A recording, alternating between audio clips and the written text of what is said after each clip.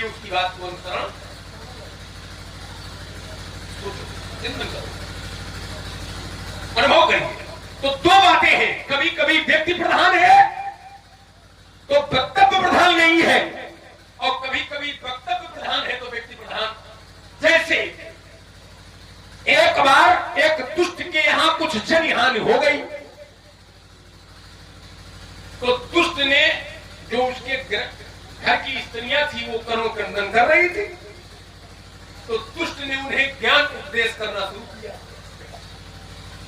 तो गोस्वामी जी ने एक चौपाई लिखी, उन्होंने कहा तीनों ही ज्ञान उपदेशा रावण और आपुई मंद, इनको ये ज्ञान दे रहा है, और आपुई मंद माने अपना बहुत खराब है, पर कथा अति पावन, ये जो कथा सुना रहा हो ये बहुत ठीक है, माने वक्तव्य प्रधान है, व्यक्ति प्रधान नहीं। आइए राम जी और आपके बीच की वार्ता को आपने ध्यान से सुना नहीं, आपने राम जी के व्यक्तित्व को तो समझा नहीं, और आपने दुर्भाग्य ये है कि आपने वक्तव्य को भी नहीं समझा। अगर आपको व्यक्तित्व समझ में आ गए हैं तो भी आपको वक्तव्य का अनुसरण करना चाहिए, और अगर वक्तव्य समझ में आ गया है, व्यक्ति नहीं समझ में आया है, तो भी उस वक्तव्य का, उसकी बात का अनुसरण करना चाहिए। मैंने आपसे कहा था कि राम कभी 3 कालों में मिथ्या नहीं बोलते हैं, राम जी कभी किसी से झूठ नहीं बोलते।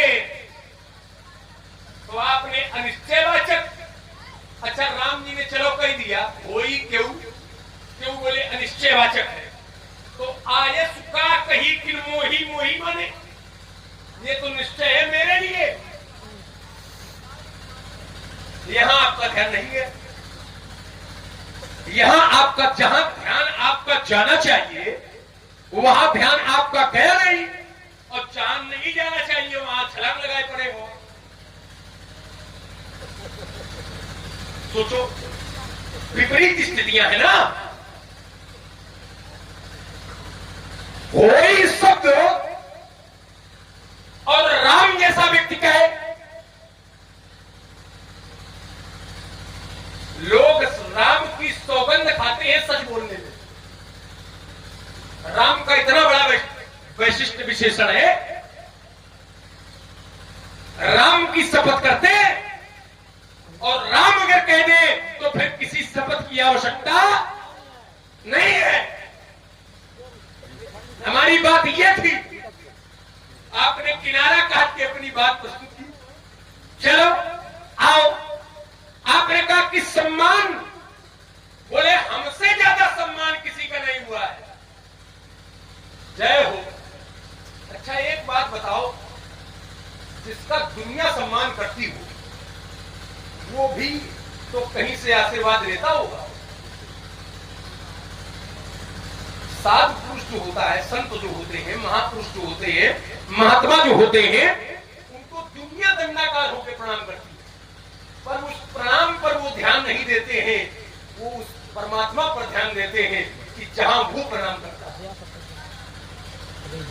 आपकी महत्ता ये है कि आपको दुनिया प्रणाम करती है, ये बात बिल्कुल सही है, आपको कहने की आवश्यकता नहीं थी, मैंने कह दिया था कि आप प्रभात के प्रथम व्यक्ति ऐसे हैं जो वंदनीय पुरुष है।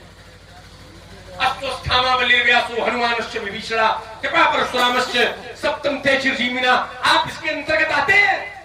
अब सीता प्रणाम कर रही है, बोले दुनिया में हमसे ज्यादा किसी को सम्मान, या अब है कामना बनी है तुम्हारे अंदर, तुम के था सम्मान दी नहीं, वो बेहतर महत्वपूर्ण ये है।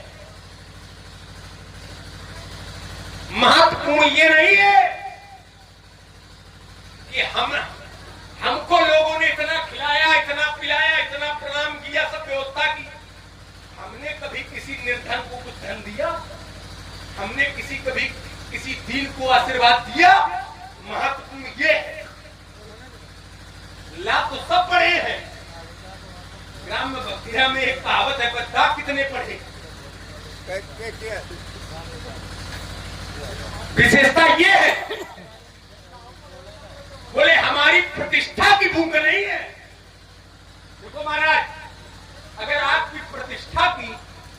सम्मान की भूख न होती तो आप पक्का बिगड़ेगा है धनुष पे। अरे देखा धनुष आयो भैया तो कुछ बिगड़ नहीं का। जिनका धनुष है उनका तो कुछ बिगड़ा नहीं और तुम खामखा तीरबाज कर रहे हो।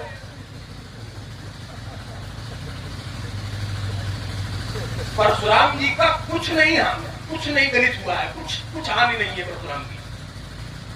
परशुराम जी के केवल सम्मान की हानि की गई है। रामचरितमानस पढ़ने वाले थोड़ा ध्यान दें। अभी हम ये प्रमाण सुरक्षित करेंगे। परशुराम जी का कुछ नहीं बिगाड़ा गया है, पर परशुराम जी के सम्मान पर ठेस पहुंचाई गई है, ये बिगड़ गया है। इस पर तुम्हें क्रोध आ रहा है और ध्यान करिए, जब जब ठेस पहुंचाई जाती है तो सम्मान के अहंकार पर ठेस पहुंचाई जाती है। जैसे आप उसका प्रयोग करिए अपने घर में। कोई व्यक्ति है आपके ग्राम में, आया और आपने प्रणाम किया, आपके घर वालों ने प्रणाम किया, तो उसकी नजर इस पर नहीं जाएगी कि प्रणाम इन्होंने किया तो हमें आशीर्वाद देना चाहिए। वो ये देखेगा कि इतने बड़ी सभा में इतने लोगों ने किया नहीं है। ये विशेषता है। आपने कहा कि मैं अपराधियों को चिन्हित कर रहा हूं, देखो महाराज, धनुष तोड़ करके कोई ऐसा काम नहीं किया गया है जो अपराध की स्थिति पर खड़ा किया जाए, क्योंकि धनुष ये सभा में तोड़ा गया है और अपराध का काम कभी सभा में होता ही नहीं है। और अगर अपवाद स्वरूप किसी ने सभा में कोई अपराध कराना चाहा तो या तो वो नष्ट हो जाएगा, तो या तो वो काम बंद हो जाएगा। हमारे शब्दों पर ध्यान दीजिएगा थोड़ा कृपया, हमें आपसे अपेक्षा ये है। अपराध का काम कभी समाज में लगाकर नहीं किया जाता है। अपराध का काम जब जब किया जाता है तो सुनियोजित तरीके से समाज से हटकर के किया जाता है। और यहां स्थिति क्या है, तो कहा राज समाज आज जो भी तोड़ दे तो त्रिभुवन जय समेत वेदी। तो यहां समाज लगा के काम किया गया है, समाज की अपनी एक व्यवस्था की गई, तो निश्चित मानिए कि यहां कोई ऐसा काम घटित नहीं कराया गया। आइए रही तीसरी बात आपका जो प्रमुख तर्क है, आपने कहा कि लक्ष्मण तुम कह रहे हो कि बहु धनु ही तोरी लड़काई और कबौ न असरिस कीन गोसाई। मैंने बालकाल में बहुत सी धनुइयां तोड़ी, तब आपने ऐसा क्रोध नहीं किया, और आज कर रहे हो तो तुम सात्विक तो प्रयोग कर रहे हो, पर यथार्थ में तुम इसको नहीं मान रहे हो।